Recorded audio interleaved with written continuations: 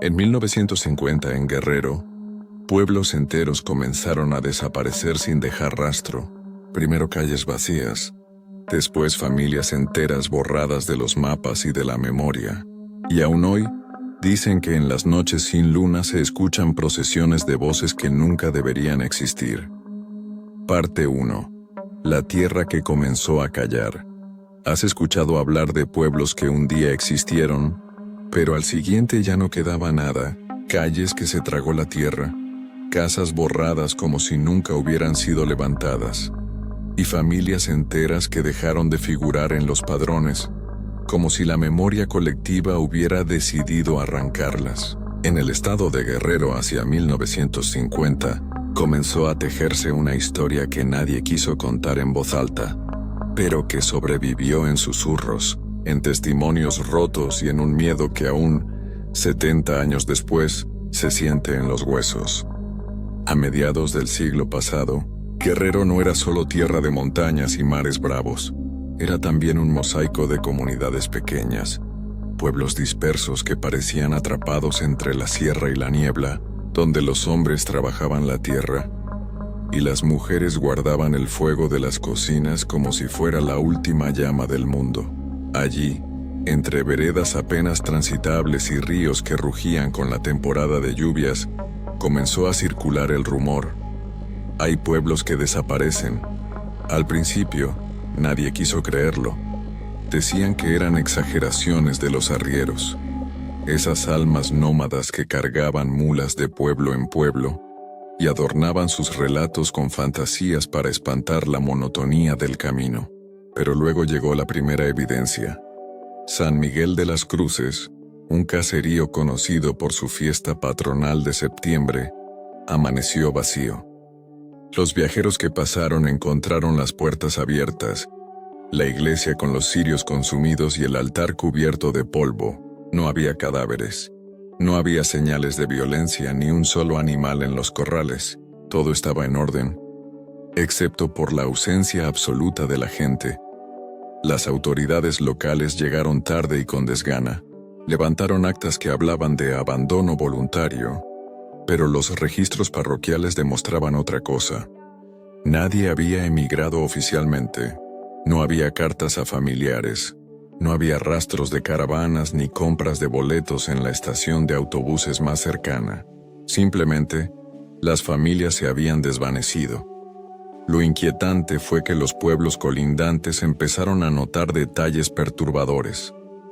En las noches, se escuchaban cantos lejanos, coros que parecían surgir desde el barranco. Testigos aseguraron ver luces débiles moviéndose en lo profundo del bosque, como procesiones de velas que serpenteaban por caminos inexistentes, y cuando alguien intentaba seguirlas, se encontraba con senderos cortados, árboles caídos o simplemente con un vacío en el terreno, como si el paisaje hubiera cambiado de lugar en un abrir y cerrar de ojos.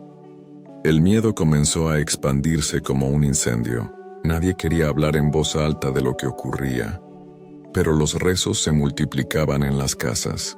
Los niños eran encerrados al caer la tarde.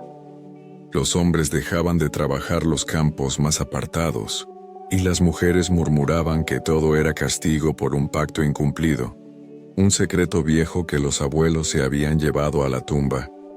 Sin embargo, lo más extraño estaba aún por contarse. Una comitiva enviada desde Chilpancingo para investigar lo ocurrido en San Miguel jamás regresó. 3 hombres, un escribano, un militar retirado y un joven sacerdote, salieron con provisiones y mulas. Atravesaron la vereda hacia el pueblo y tras cruzar el río se esfumaron. No hubo señales, ni pertenencias ni cuerpos arrastrados por la corriente. Solo quedaron las mulas, que días después aparecieron en la ribera, atadas a nada, con los ojos desorbitados como si hubieran visto algo imposible. En los periódicos locales apenas se publicaron notas pequeñas, escondidas entre chismes políticos y resultados de béisbol. Nadie quería darle importancia. Quizá porque el miedo a reconocer lo que estaba pasando era más grande que la necesidad de explicarlo. Pero en las cocinas, en los mercados, en las filas de las iglesias, los susurros no paraban. Ya son 2 pueblos, y nadie quiere contarlo. Con San Miguel borrado y la comitiva perdida, la gente comprendió que no era un accidente aislado. Era el inicio de algo más grande, más oscuro. Un silencio tejido con manos invisibles estaba borrando la geografía de Guerrero, arrancando de cuajo comunidades enteras y dejando tras de sí un vacío imposible de entender. Y así, en 1950, comenzó la leyenda de los pueblos borrados de Guerrero, una historia que no se anota en los libros de historia, pero que se susurra todavía, porque dicen que esos pueblos en las noches de luna llena todavía se escuchan, como si la tierra misma los recordara y se resistiera a dejarlos morir del todo. ¿Qué ocurre cuando la gente comienza a escuchar lo que no debería escucharse? ¿Qué pasa cuando las montañas que siempre guardaron silencio deciden devolver los ecos de lo que fue borrado? Tras la desaparición de San Miguel de las Cruces y de la comitiva que intentó llegar a él, el miedo se volvió cotidiano. En los pueblos vecinos la rutina parecía intacta. La misa dominical, los mercados llenos de maíz y frijol, los niños corriendo descalzos en las calles de tierra. Pero al caer la noche todo cambiaba. Nadie quería admitirlo, pero todos escuchaban algo. Se trataba de voces, voces que llegaban con el viento, cantando en un tono grave como letanías arrastradas desde otro mundo. No eran gritos, no eran lamentos, eran cantos colectivos, acompasados como procesiones que marchaban entre la niebla. Los viejos juraban que eran los habitantes de San Miguel, caminando todavía, buscando un sitio donde quedarse. Una mujer llamada Doña Teófila, reconocida por su terquedad y su lengua filosa, fue la primera en hablar sin miedo. En una reunión improvisada bajo el atrio de la iglesia, contó lo que había visto. No eran sombras, dijo con la voz quebrada. Eran cuerpos. Los vi pasar entre los árboles con cirios en las manos, como si siguieran en su fiesta patronal. Y lo más terrible, guardó silencio un instante, es que reconocí a mi compadre Julián. Pero Julián se había ido con todos los demás. Los presentes la mandaron callar, porque lo que decía era una blasfemia. ¿Cómo alguien podía estar vivo y muerto a la vez? Pero en sus rostros se dibujaba algo peor que el rechazo, la certeza de que Teófila decía la verdad. Las noches siguientes, más testigos comenzaron a ver esas procesiones. Primero de lejos, luces débiles que serpenteaban entre la sierra. Luego más cerca, figuras que cruzaban los caminos y desaparecían al acercarse. Algunos afirmaban que al intentar seguirlas, sus propios pasos los llevaban en círculos, como si el camino cambiara bajo sus pies. Fue entonces cuando nació la expresión que hasta hoy se repite entre los descendientes de esa región: la caravana de las voces. Era así como los pobladores llamaban a esas marchas nocturnas imposibles de ignorar.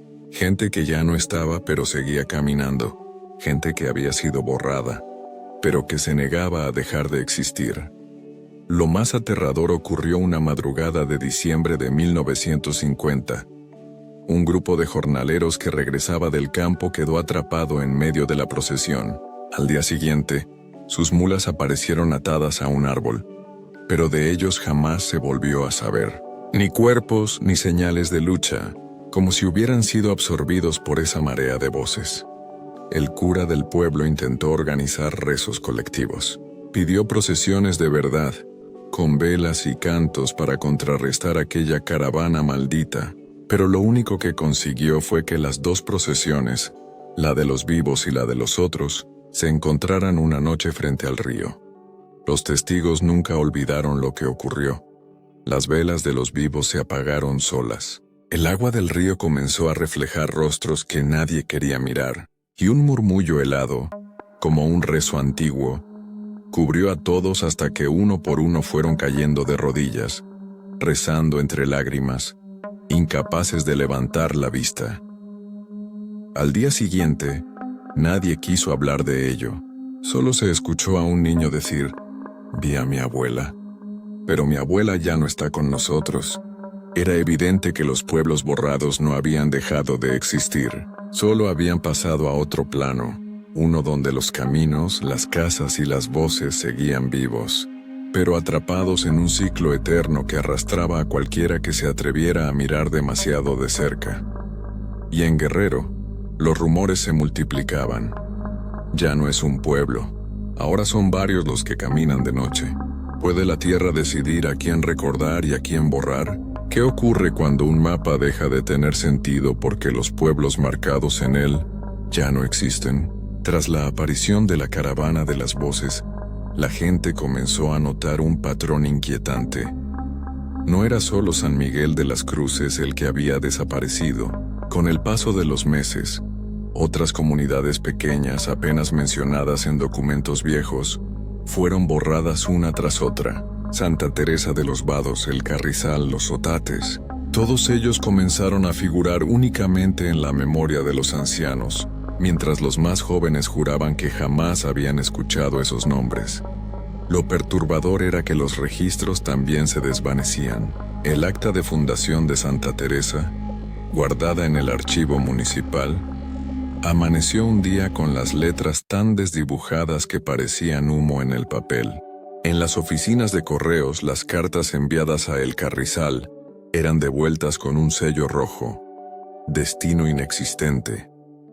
Y los mapas impresos que incluían a los Otates comenzaron a venderse con la mancha de una tinta oscura justo sobre ese punto, como si alguien hubiera querido tacharlo para siempre. La gente empezó a hablar de la tierra hambrienta, una fuerza invisible que no solo se llevaba a las personas, sino también sus nombres, su historia, hasta sus huellas escritas.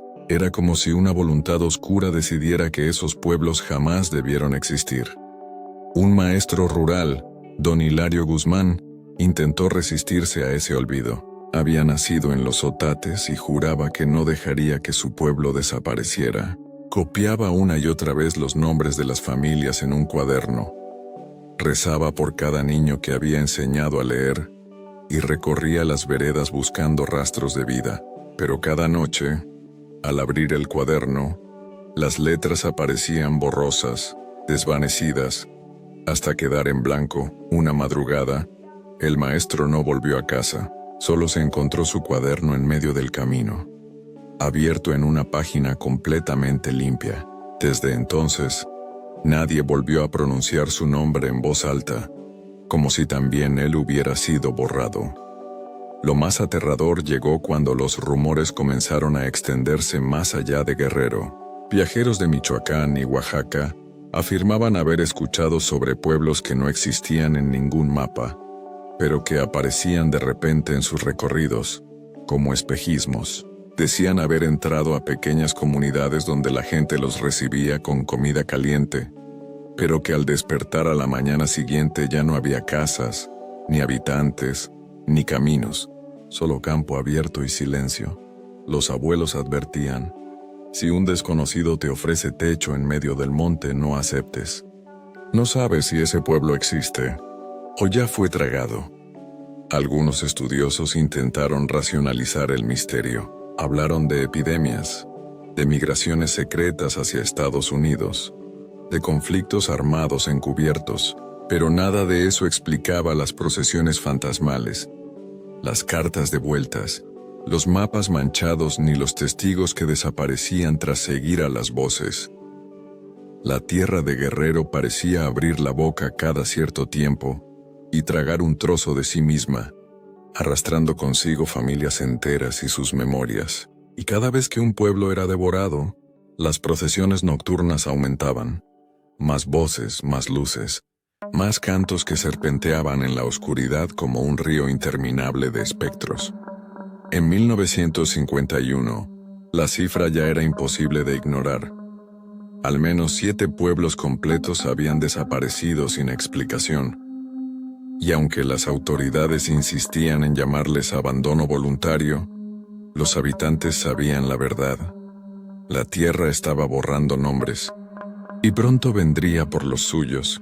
¿Cuánto miedo puede soportar un hombre antes de decidir que es mejor enfrentarlo que seguir huyendo? ¿Qué ocurre cuando la única opción es entrar en la oscuridad para saber qué devora a tu mundo? En 1951, después de que 7 pueblos fueran tragados por la nada, los rumores dejaron de ser susurros y se convirtieron en gritos ahogados. Nadie podía seguir fingiendo que eran simples migraciones. El terror ya no era un rumor lejano, era un destino que se acercaba cada noche. Fue entonces cuando un grupo de campesinos, hartos de esperar, decidió formar una expedición. Eran hombres y mujeres sencillos. Anselmo, el arriero de mulas. Juana, la viuda que había perdido a su hermano en la caravana de voces. Los gemelos Salvador y Silverio, que conocían cada vereda de la sierra. Y un anciano, don Macario, considerado el último que recordaba los cantos antiguos de los pueblos ya borrados. No llevaban armas sofisticadas, apenas machetes, linternas, agua bendita y escapularios. Lo que sí llevaban eran rezos en la boca y una determinación desesperada. Si nadie más quería descubrir qué estaba ocurriendo, ellos mismos lo harían. Salieron una madrugada de luna nueva cuando la oscuridad parecía más densa. Cruzaron ríos, subieron colinas, y a medida que avanzaban, el silencio de la sierra se volvía más pesado, como si cada paso los acercara a una frontera invisible. El primer hallazgo los dejó sin palabras. En el camino hacia el carrizal, encontraron casas de adobe todavía en pie, pero dentro de ellas no había ni muebles, ni utensilios, ni huellas de vida, solo paredes desnudas, con extraños símbolos raspados en el barro, círculos entrelazados, cruces invertidas, y trazos en espiral que parecían moverse bajo la luz de las lámparas. Juana juró que escuchó un murmullo dentro de una de esas casas. Cuando entraron, no había nadie, pero en el suelo quedaron las marcas de huellas pequeñas, como de niños descalzos, que se desvanecían antes de llegar a la puerta. A medida que descendían hacia la barranca, los cantos comenzaron. No eran gritos lejanos, eran voces claras, cercanas, rezos en latín mezclados con letanías en náhuatl. Don Macario cayó de rodillas temblando y dijo: «Esos son los cantos de mi abuelo. Pero mi abuelo murió hace 40 años». La expedición siguió adelante aún sabiendo que algo los esperaba. En medio del bosque encontraron una procesión inmóvil, docenas de figuras, hombres y mujeres con velas en las manos, congelados como estatuas de cera. No respiraban, no pestañeaban, pero las velas seguían encendidas. Cuando Anselmo intentó acercarse para tocar a una de esas figuras, Juana lo detuvo. «No los mires a los ojos». Ella había visto algo que los demás no. Las pupilas de aquellas figuras no eran humanas. Eran huecos vacíos, como túneles que llevaban a ninguna parte. El grupo decidió rodear la procesión, pero en cuanto dieron unos pasos, las figuras comenzaron a moverse lentamente, girando las cabezas al unísono hacia ellos. Un coro grave llenó el aire, un murmullo que helaba la sangre. Los gemelos, aterrados, encendieron cirios benditos y los alzaron como escudos. Solo entonces las figuras retrocedieron, hundiéndose en la oscuridad hasta desaparecer. Cuando pensaron que habían escapado, llegaron al corazón de la barranca. Allí, bajo la luna oculta tras las nubes, vieron lo imposible. Un pueblo entero iluminado por luces mortecinas, aunque en los mapas ya no existía. Casas de adobe, una iglesia pequeña, humo saliendo de chimeneas. Parecía un lugar vivo, pero el aire olía a tierra húmeda y a flores marchitas. Don Macario, con voz quebrada, susurró: «Ese es mi pueblo, pero mi pueblo fue borrado hace 20 años». Los campesinos comprendieron que estaban frente al abismo, un pueblo devorado que seguía caminando en otra dimensión, esperando que alguien más se uniera a su condena eterna. Y antes de decidir qué hacer, escucharon pasos detrás de ellos. No era la procesión, no eran sombras, eran otros hombres campesinos como ellos, pero con los rostros de aquellos que llevaban años desaparecidos. La expedición había encontrado lo que buscaba, pero quizá nunca volvería a contarlo. ¿Es posible que un pueblo siga vivo después de haber sido borrado? ¿Qué sucede cuando las calles que ya no aparecen en los mapas aún laten bajo la tierra, esperando que alguien vuelva a pisarlas? La expedición de campesinos se quedó paralizada. Frente a ellos, aquel pueblo resplandecía con una luz tenue, como si estuviera atrapado en un amanecer eterno. Se escuchaban gallos, el repiqueteo de campanas, hasta el murmullo de mujeres barriendo los portales. Pero todo era demasiado perfecto, demasiado ordenado, como si el tiempo se hubiera detenido en un instante preciso.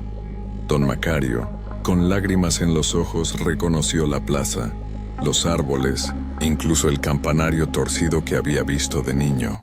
«Es mi tierra», susurró. «San Cristóbal de las Piedras». Pero San Cristóbal fue borrado hace 20 años.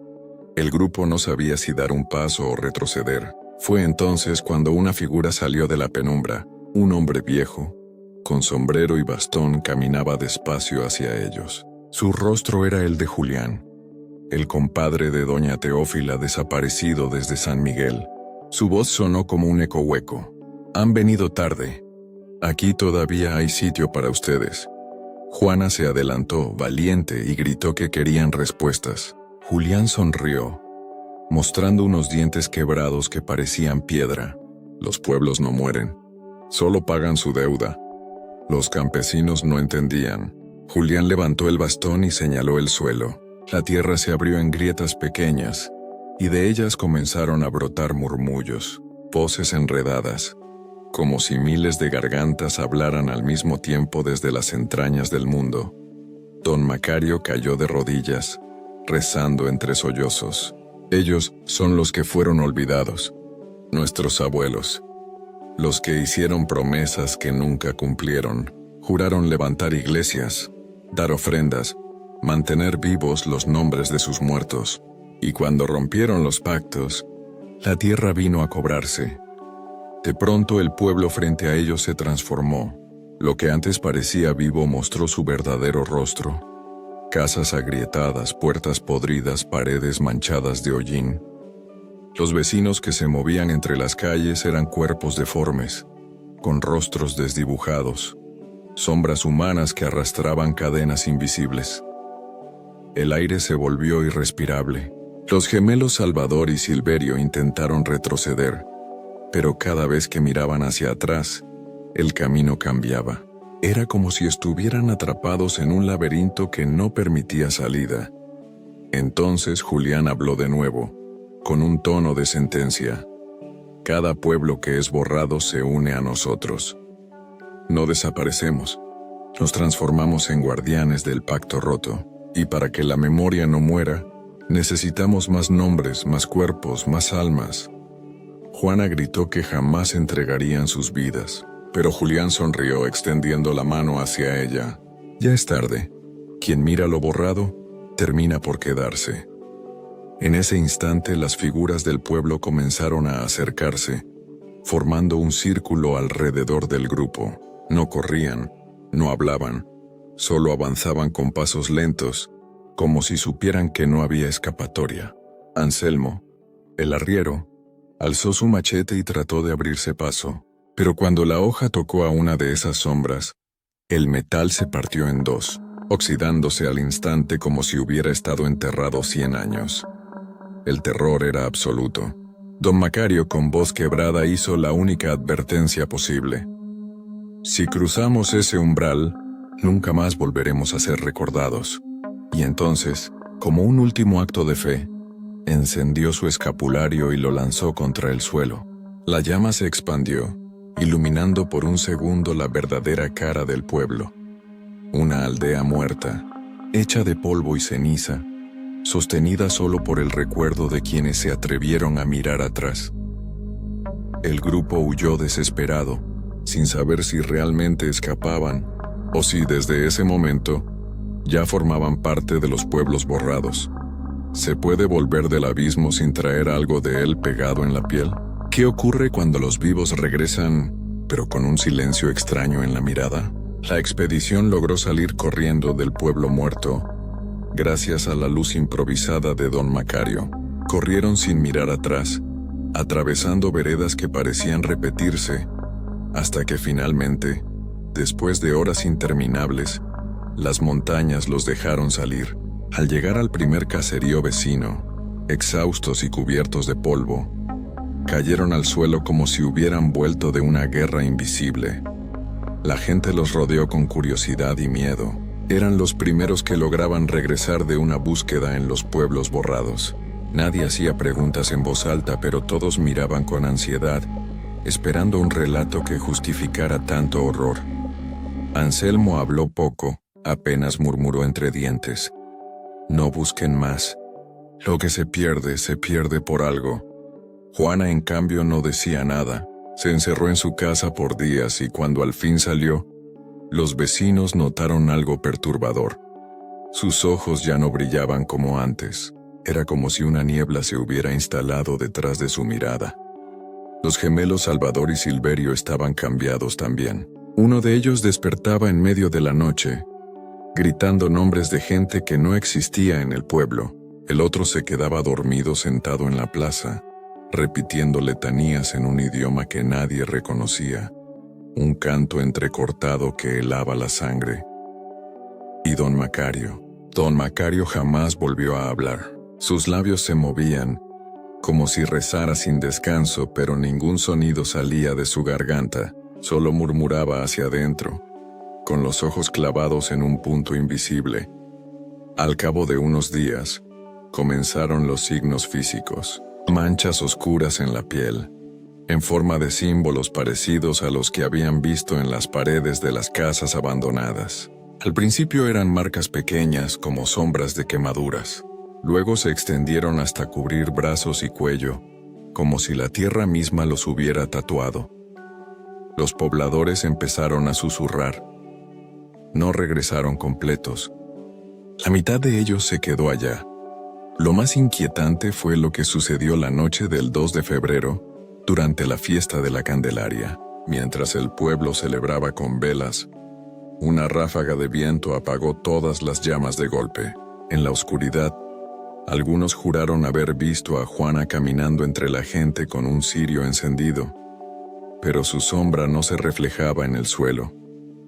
Esa misma noche, Salvador desapareció. Silverio, en estado de shock, aseguró que su hermano no había salido de la casa, que simplemente se desvaneció frente a sus ojos, tragado por la penumbra. El pueblo comprendió entonces que nadie regresaba indemne. Los que entraban en contacto con lo borrado quedaban marcados, convertidos en grietas vivientes por donde se filtraban las voces de los desaparecidos. Algunos empezaron a temer que, poco a poco, los propios sobrevivientes se transformarían en la caravana de las voces, condenados a caminar junto a los que ya no pertenecían a este mundo. Y en medio de ese miedo creciente, un rumor comenzó a circular. No solo los pueblos eran borrados, también las personas. ¿Y si no solo los pueblos estaban destinados a ser borrados? ¿Qué pasa cuando la misma maldición comienza a elegir individuos, arrancándolos del mundo como si nunca hubieran existido? Después del regreso marcado de la expedición, Guerrero entró en un estado de zozobra perpetua. Nadie quería hablar de lo que había visto Juana, ni de las manchas en la piel de los sobrevivientes, pero el miedo se filtraba como agua en los muros. El aire mismo parecía cargado de un presentimiento oscuro. Las primeras desapariciones individuales fueron sutiles. Un anciano don Primitivo, que todas las tardes se sentaba en la banca de la plaza a contar historias de la revolución, una mañana simplemente ya no estaba. Su silla quedó vacía, su sombrero sobre el respaldo como si se hubiera levantado para nunca volver. Nadie preguntó en voz alta, pero en los rezos nocturnos se oía su nombre. Días después, una niña llamada Clara, de apenas 8 años, fue vista jugando con otras en el atrio de la iglesia. Al dar las campanadas del Ángelus corrieron todas hacia sus casas, menos ella. Sus amigas juraron que la vieron entrar detrás de una esquina, pero al asomarse no había nada, ni siquiera huellas en la tierra. El pánico se desató. Ahora ya no eran pueblos completos, eran personas elegidas, arrancadas en silencio. Algunos afirmaban que los desaparecidos eran aquellos que habían osado mencionar en voz alta los nombres de los pueblos borrados. Otros decían que se trataba de deudas antiguas, promesas familiares que no habían sido cumplidas. El caso más aterrador fue el de doña Aurelia, una partera respetada. Una noche salió de su casa al escuchar golpes en la puerta. Una mujer embarazada pedía ayuda, cubierta con un rebozo oscuro. Aurelia la siguió hacia la vereda para atender el parto, y jamás volvió. A la mañana siguiente encontraron su pañuelo tirado en la entrada del pueblo, húmedo como si hubiera sido empapado en lágrimas. Los sobrevivientes de la expedición, los marcados, parecían saber algo. Silverio, el gemelo que había perdido a su hermano, empezó a advertir: no son desapariciones, son llamados. Los pueblos borrados necesitan compañía. Juana, por su parte, comenzó a escribir nombres en la pared de su casa. Primero don Primitivo, luego Clara, luego doña Aurelia. Cada vez que alguien desaparecía, ella lo anotaba como si temiera que el mundo olvidara demasiado rápido. Pero lo más espantoso era que a la mañana siguiente, los nombres amanecían borrados, con la cal descascarada como si hubieran sido arrancados con uñas invisibles. La gente empezó a tener miedo de dormir. Decían que las voces llegaban por las noches, susurrando nombres específicos, llamando uno por uno. Algunos juraban que escucharon su propio nombre entre los cantos lejanos. Un anciano con voz quebrada pronunció lo que todos temían: los pueblos no se tragan nada al azar. Todo esto es un censo, una lista que sigue creciendo. Y así, Guerrero dejó de contar únicamente con pueblos desaparecidos. Ahora cada familia temía que uno de los suyos se desvaneciera, como tributo forzado a los pueblos que ya no existían, pero que seguían caminando en la oscuridad. ¿De qué sirve huir si lo que te persigue no está hecho de carne y hueso? ¿Cómo escapar de algo que no necesita caminos para alcanzarte? En 1952, cuando las desapariciones individuales comenzaron a multiplicarse, varias familias de Guerrero decidieron huir. Pensaban que si se alejaban lo suficiente, la sombra de los pueblos borrados no podría alcanzarlos. Algunos marcharon hacia Michoacán, otros hacia Puebla, y hubo quienes se aventuraron más lejos, rumbo a la capital. Dejaron casas, tierras, hasta tumbas sin flores.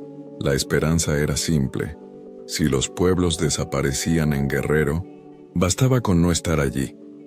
Pero pronto comprendieron que la maldición no reconocía fronteras.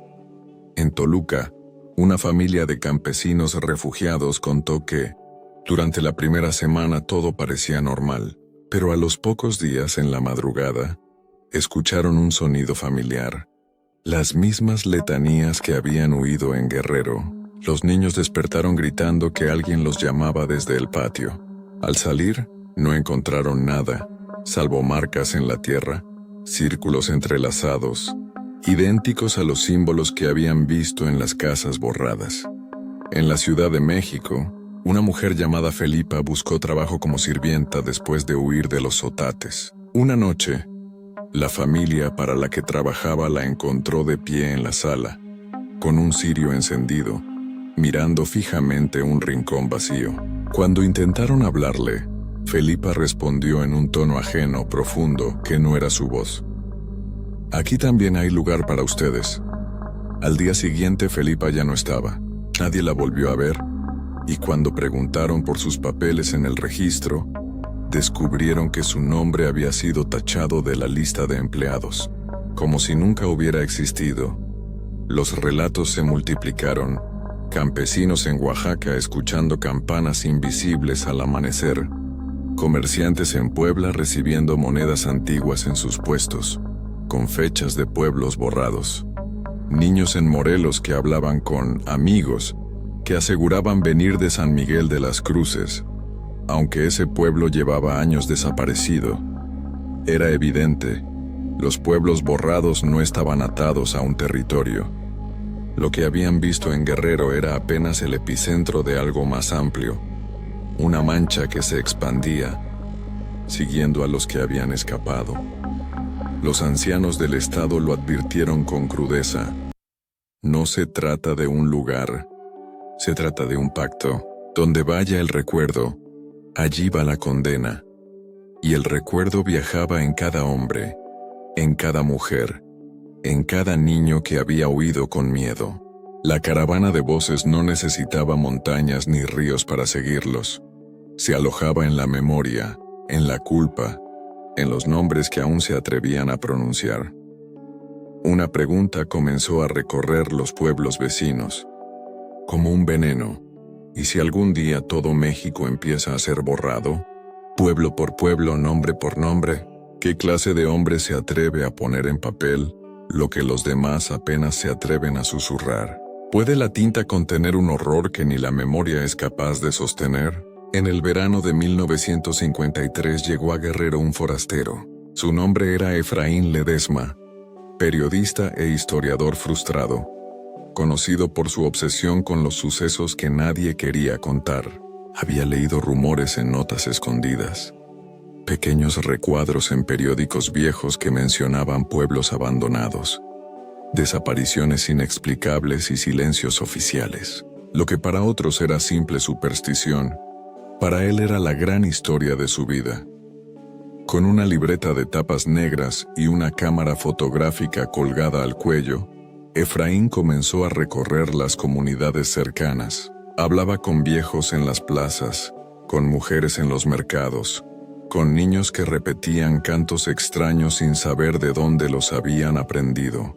Anotaba cada detalle con precisión, convencido de que pronto tendría pruebas para escribir un reportaje que sacudiría a todo el país. Pero cuanto más investigaba, más puertas encontraba cerradas. La gente evitaba responder, y algunos, al escucharlo mencionar nombres como San Miguel de las Cruces o Los Otates, simplemente se persignaban y se alejaban. Fue entonces cuando conoció a Silverio, el gemelo sobreviviente de la expedición. Silverio estaba consumido, con la piel marcada por aquellas manchas oscuras que parecían moverse bajo la luz del sol. Apenas hablaba, pero cuando Efraín le mostró su libreta murmuró: «Si lo escribes quedará, y si queda vendrán por ti también». Efraín no se dejó intimidar, insistió en escuchar el relato completo. Silverio, con la voz quebrada, describió las procesiones inmóviles, los ojos huecos, los pueblos que existían en otra dimensión. Efraín lo anotaba todo, cada palabra, como un hombre hipnotizado por un misterio demasiado grande. Finalmente, Silverio lo miró con un rastro de compasión y le dijo: «No se trata de que lo creas, se trata de que no lo escribas». Pero Efraín desobedeció. Esa misma noche, se internó en la sierra acompañado solo por su cámara. Quería una foto, una prueba definitiva. Lo último que se supo de él fue lo que contaron unos campesinos. Lo vieron apuntar su lente hacia una procesión de luces en medio del monte. Cuando el flash iluminó la oscuridad, las figuras giraron todas al mismo tiempo hacia él, como si hubieran estado esperándolo. Días después, su cámara apareció tirada en la entrada del pueblo. El rollo estaba revelado a medias, imágenes borrosas de casas, cruces, y en la última foto un grupo de rostros deformes mirando directo al lente, como si lo hubieran atrapado. Su libreta, sin embargo, estaba vacía, todas las páginas en blanco, excepto la primera. En ella, con letra temblorosa, Efraín había alcanzado a escribir una sola frase antes de desaparecer: «No son pueblos fantasmas. Somos nosotros los que nos estamos borrando». Nadie volvió a verlo, y desde entonces cada vez que alguien intentaba escribir la historia de los pueblos borrados, las páginas quedaban en blanco, como si la tinta se negara a traicionar el secreto. ¿Qué es más aterrador que ver desaparecer a un pueblo entero? Tal vez escuchar cómo los más inocentes, los niños, comienzan a responder a voces que nadie más puede oír. Después de la desaparición del forastero, La atención del miedo se volvió hacia los pequeños. Al principio fueron juegos extraños. Los niños se reunían en patios y callejones, formando círculos cantando melodías que los adultos nunca les habían enseñado. Eran cantos antiguos, mezclas de náhuatl y latín, idénticos a los rezos de las caravanas de voces. Las madres comenzaron a notar detalles perturbadores. Un niño respondía cuando alguien lo llamaba, aunque nadie lo había hecho. Otro se levantaba a medianoche, caminando dormido hasta el atrio de la iglesia, donde se quedaba mirando fijamente el campanario, como si esperara que sonaran campanas invisibles. La pequeña Marianita, de 6 años, fue la primera en confesarlo. Ellos me llaman. Dicen mi nombre todas las noches. Dicen que mi abuela me espera en el pueblo bonito. Su abuela había desaparecido hacía años en San Miguel de las Cruces. Pronto, más niños comenzaron a repetir lo mismo. Algunos señalaban caminos que ya no existían, diciendo que allí estaba su casa verdadera. Otros hablaban de amigos invisibles que los invitaban a jugar en plazas y veredas de pueblos borrados. Una noche de tormenta, un grupo de 5 niños desapareció en silencio. Las madres corrieron desesperadas por las calles, pero no encontraron huellas en el lodo. Solo los escucharon reír a lo lejos, como si jugaran entre la lluvia. Los gritos se desvanecieron en la montaña, tragados por un eco imposible. El terror se apoderó de todos. Los padres comenzaron a encadenar las puertas y ventanas al caer la tarde. Algunos amarraban a sus hijos a las camas, con miedo de que se levantaran dormidos. Pero nada servía. Los niños amanecían con tierra en las manos, con hojas húmedas pegadas al cabello, como si hubieran estado afuera toda la noche. Lo peor fue el caso de Carlitos, de 9 años. Una madrugada gritó tan fuerte que todo el pueblo se despertó. Decía que veía a los de la caravana rodeando su cama. Cuando sus padres encendieron la lámpara, Carlitos ya no estaba. En su lugar encontraron una marca en el suelo, un círculo perfecto de ceniza. La gente comenzó a murmurar que los pueblos borrados estaban usando a los niños como puentes, que a través de sus voces lograban regresar cada vez con más fuerza al mundo de los vivos. Don Macario, que seguía mudo desde su viaje, escribió con mano temblorosa en un papel: «Los niños no son elegidos, son llamados porque todavía creen». El eco de esa frase se quedó clavado en la mente de todos, porque si la inocencia era la puerta de entrada, nadie estaba a salvo. Esa misma semana, varias madres juraron escuchar a sus hijos hablar en sueños con una serenidad escalofriante. Ya casi es hora de volver al pueblo. ¿Se puede luchar contra lo que no pertenece a este mundo? ¿O al intentarlo solo se abre más la puerta para que entre con toda su furia? La desesperación por salvar a los niños llevó a los adultos a buscar soluciones que rozaban lo prohibido. Los rezos comunes ya no bastaban. Los rosarios se quebraban en las manos. Las velas benditas se apagaban solas, y los cantos nocturnos seguían filtrándose en los sueños de los pequeños. Fue entonces cuando el párroco de la región, Padre Romualdo, convocó a un exorcismo colectivo. No sería un rito para una sola persona, sino una ceremonia que abarcaría a todos los niños del pueblo. La misa se preparó en secreto de madrugada, dentro de la iglesia principal. Los padres llevaron a sus hijos dormidos, algunos atados con sogas por temor a que huyeran hacia la sierra. El ambiente dentro del templo era sofocante. El aire olía a incienso mezclado con humedad rancia, y las imágenes de los santos parecían oscurecerse bajo la luz de las velas. El padre Romualdo comenzó a rezar en latín, con voz firme, pero los niños no tardaron en reaccionar. Uno por uno, abrieron los ojos al unísono, aunque seguían profundamente dormidos. Sus labios se movían murmurando los mismos cantos que provenían de la caravana de voces. El coro de niños crecía, repitiendo en un idioma quebrado: «Adsumus, Adsumus». Las madres lloraban tapándoles la boca con las manos, pero nada los detenía. Era como si fueran instrumentos de una fuerza más antigua que el mismo templo. En un acto desesperado, el padre Romualdo levantó el cáliz sagrado y derramó agua bendita sobre el suelo de piedra. Por un momento las voces se apagaron. El silencio llenó la iglesia, pesado, absoluto. Y entonces ocurrió lo inimaginable. El agua bendita comenzó a hervir, desprendiendo un vapor negro que subió hasta el techo y se arremolinó como un torbellino.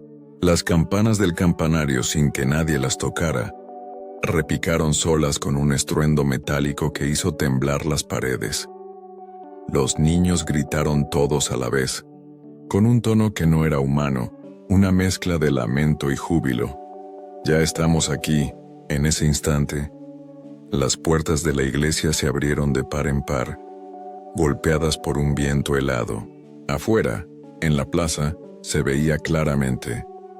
Una procesión de figuras sin rostro avanzaba hacia el templo, llevando cirios encendidos que no se apagaban con la tormenta. El pueblo entero quedó paralizado. El exorcismo no había cerrado la puerta, la había abierto. Romualdo intentó alzar la cruz, pero se le cayó de las manos. Estaba ardiendo como si la madera hubiera sido sumergida en fuego.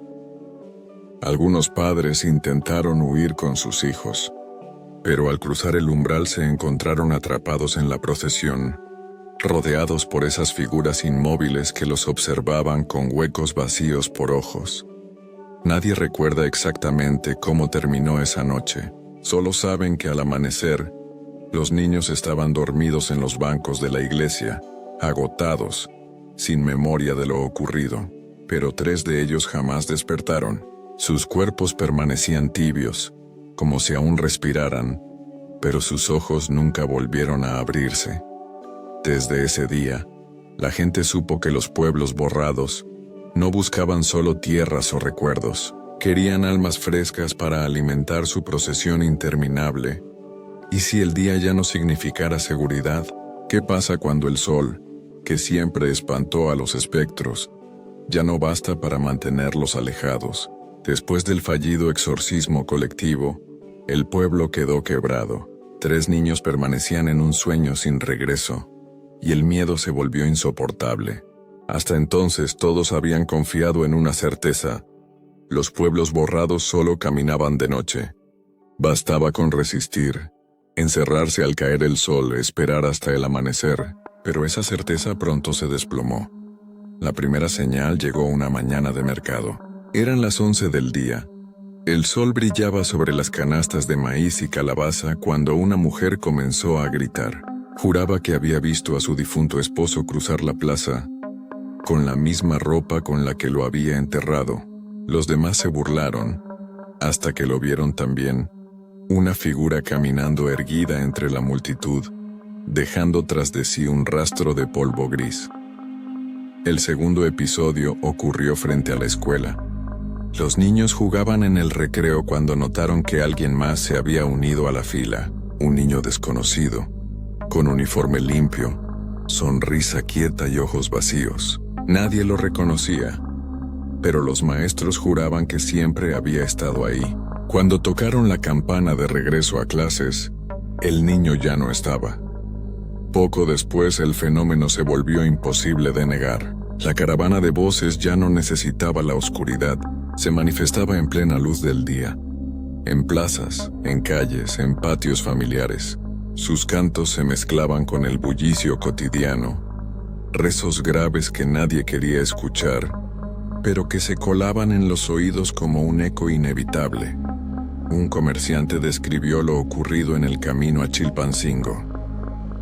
El sol estaba en lo alto, y aún así vi a la procesión bajar por la ladera, cientos de ellos con cirios que ardían sin consumirse. Les grité que se detuvieran, que eran hombres de carne, pero no me oyeron. El suelo temblaba bajo sus pasos y cuando parpadeé, ya no había nadie. Los campesinos dejaron de trabajar el campo. ¿Cómo labrar la tierra si podías encontrarte cara a cara con un pueblo muerto en pleno día? Las campanas de las iglesias comenzaron a repicar a deshora, como si alguien las tocara desde dentro. Y lo más perturbador Las sombras de los vivos comenzaron a confundirse con las de los borrados. Una tarde, Juana, la viuda marcada, salió de su casa, y la gente notó que su sombra no coincidía con su cuerpo. Caminaba en dirección contraria, como si perteneciera a alguien más. Los vecinos, aterrados, se encerraron sin decir palabra. Don Macario, aún mudo, escribió en una pizarra una advertencia que todos comprendieron con escalofríos. Si caminan de día, es porque ya no hay barreras. La esperanza terminó de quebrarse. El sol ya no era refugio. La línea entre vivos y borrados estaba rota, y Guerrero se convirtió en un territorio donde los días eran tan peligrosos como las noches. Y entre la gente comenzó a crecer un único pensamiento, una pregunta que nadie quería formular pero que todos sentían en la piel. ¿Qué ocurrirá cuando ya no quede diferencia entre nosotros y ellos? ¿Qué harías si comprendieras que tu tierra está condenada? ¿Caminarías hasta que sangraran tus pies, convencido de que en otro sitio la maldición no podría alcanzarte? A mediados de 1953, cuando ya era evidente que los pueblos borrados caminaban tanto de noche como de día, la gente tomó una decisión desesperada: huir en masa. No una familia ni dos, sino caravanas enteras de hombres, mujeres, ancianos y niños que recogieron lo poco que tenían y se lanzaron por los caminos de Guerrero, con la esperanza de encontrar un rincón seguro más allá de la sierra. La primera caravana partió de madrugada, rumbo a Puebla. Eran más de 200 personas con animales de carga, carretas y cirios encendidos como protección. El silencio del monte solo se quebraba por el crujir de las ruedas y los rezos ahogados. Pero al llegar al paso de montaña, los esperaba algo imposible. Una procesión infinita bajaba por el otro lado, ocupando todo el sendero. Eran miles, con velas blancas avanzando en perfecto silencio. Nadie sabía de dónde venían ni hacia dónde iban. Los sobrevivientes juraron que entre esas figuras reconocieron rostros familiares, vecinos que habían desaparecido, niños que jamás despertaron después del exorcismo, incluso ancestros que habían muerto hacía décadas. Ante esa visión, la caravana se quebró. Algunos intentaron regresar, otros quisieron avanzar, pero pronto descubrieron que no había dirección posible. El camino estaba bloqueado en ambas direcciones, por los vivos y por los borrados. La segunda caravana tomó el rumbo del mar, buscando llegar a Acapulco. Durante 3 días avanzaron bajo el sol inclemente, y cuando al fin divisaron el océano, estallaron en llanto de alivio. Pero la playa estaba llena de siluetas inmóviles, extendidas en fila hasta donde alcanzaba la vista. Las olas lamían sus pies pero no dejaban huellas en la arena. Era otra caravana, detenida en un horizonte que nunca cambiaba. La tercera caravana, la más grande, intentó escapar hacia el norte. Se decía que si alcanzaban la Ciudad de México podrían mezclarse, ocultarse en la multitud.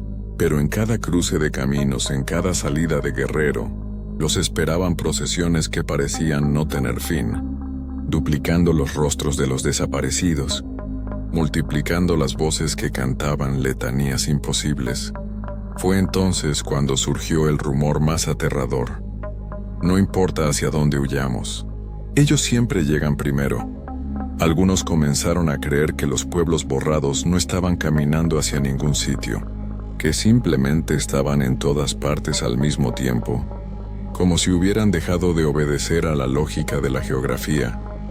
Una mujer que escapó con sus hijos lo dijo con un temblor en la voz: creímos que podíamos dejar atrás a la muerte, pero la muerte camina a nuestro lado, disfrazada con los rostros que amamos.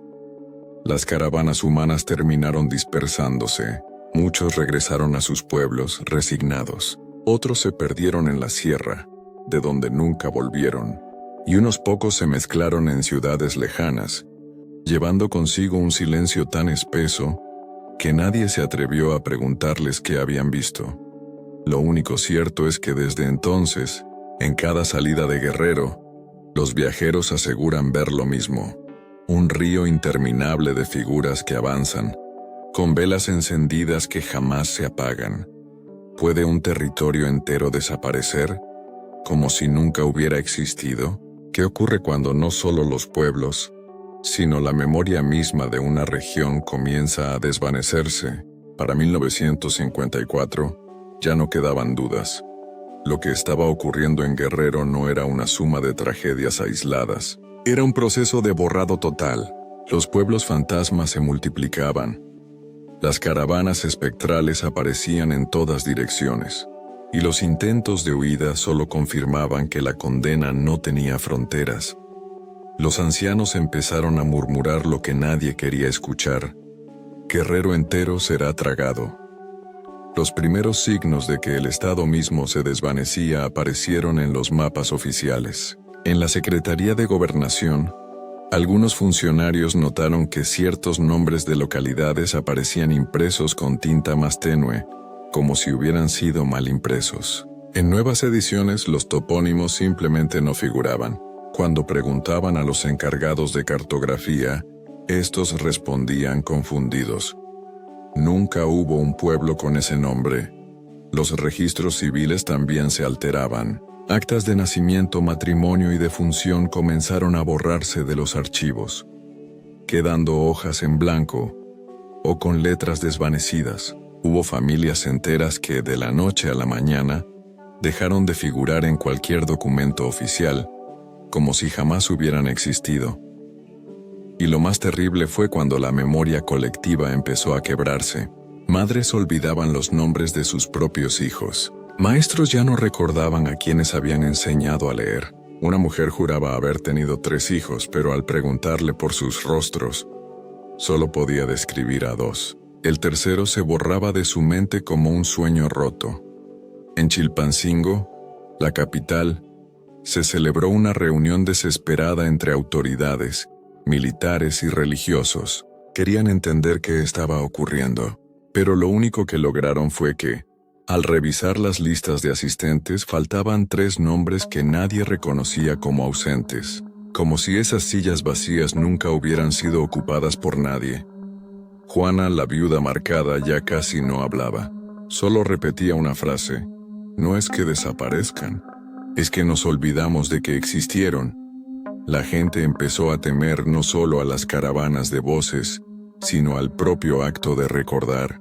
Y si al pronunciar el nombre de un pueblo, al pensar en él, lo único que hacían era abrir la grieta para que el borrado continuara, las procesiones espectrales crecieron tanto que comenzaron a atravesar caminos principales a plena luz del día. Viajantes en carreteras juraban que habían tenido que detenerse horas, esperando a que pasara un río interminable de figuras. Algunos choferes que intentaron avanzar entre ellas jamás llegaron a su destino. Los rumores más espantosos surgieron entonces. No es Guerrero el que se borra, es México entero comenzando por aquí. Y el miedo se volvió insoportable, porque si un estado entero podía ser tragado por la nada, ¿qué impediría que el mundo entero siguiera el mismo destino? Las campanas de los pueblos que aún resistían repicaban día y noche, como si con el ruido intentaran retrasar lo inevitable, pero todos sabían que tarde o temprano llegaría el turno de cada uno. Guerrero se estaba borrando a sí mismo, y pronto ya no quedaría ni una sola palabra escrita que lo nombrara. ¿Y si todo lo que conocemos pudiera desvanecerse en un solo instante? ¿Qué ocurre cuando no queda nadie para recordar, ni siquiera para contar la historia? En 1955 lo inevitable alcanzó su clímax. Los últimos pueblos de Guerrero vivían en un estado de vigilia permanente. Las campanas repicaban sin descanso, las familias rezaban sin tregua, y aún así la sensación era clara. El final estaba cerca. La desaparición comenzó en la sierra. Una mañana, desde un pueblo cercano a Chilpancingo, algunos campesinos miraron hacia el horizonte y vieron que las montañas mismas parecían desmoronarse. No hubo derrumbe, no hubo explosión. Simplemente, la sierra se borraba como si alguien pasara un trapo sobre un vidrio empañado. Los árboles, las veredas, las casas, todo desaparecía en un resplandor pálido, dejando atrás un vacío gris. El fenómeno se extendió rápidamente.